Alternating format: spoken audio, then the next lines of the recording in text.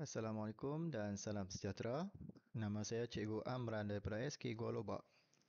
Hari ini saya akan berkongsikan kepada semua tentang penggunaan read aloud di Microsoft Edge.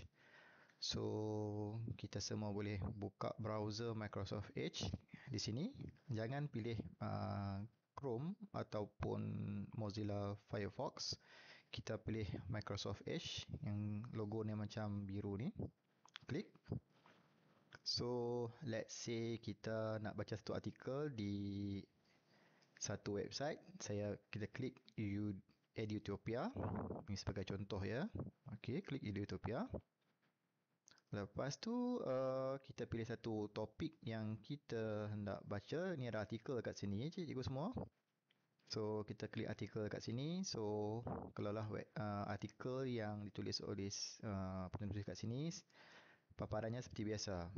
Tapi kalau kita nak gunakan read aloud, kita pergi kat URL di atas, cikgu klik dekat hujung sebelah edge tu.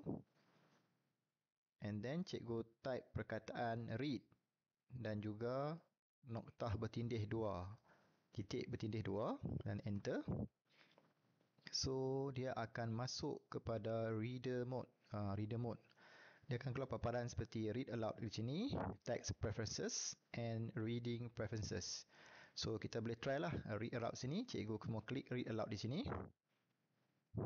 For benefits of using podcasting as a PBL project. Relevant in any content area, podcasts present an engaging way for students to demonstrate their learning. Okay, this is ada bot yang akan bacakan untuk kita. Kita boleh tukar voice option di sini.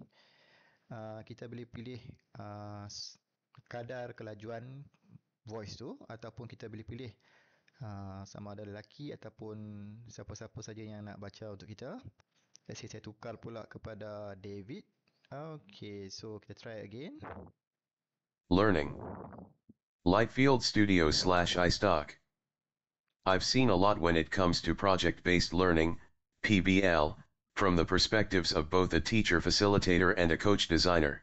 Okay, tukarkan voice kepada orang lain lah. So kita pangkah di sini.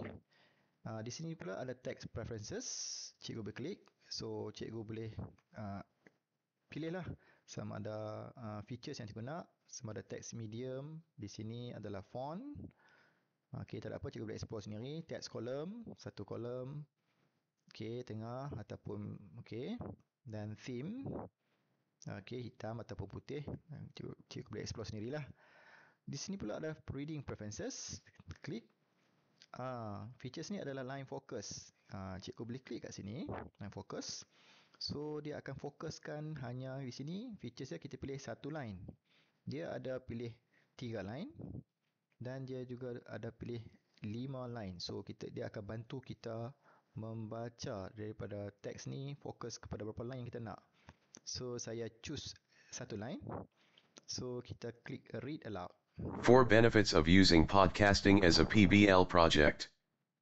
Relevant in any content area, podcasts present an engaging way for students to demonstrate their learning. So dia akan fokuskan mata kita hanya kepada satu line sahaja.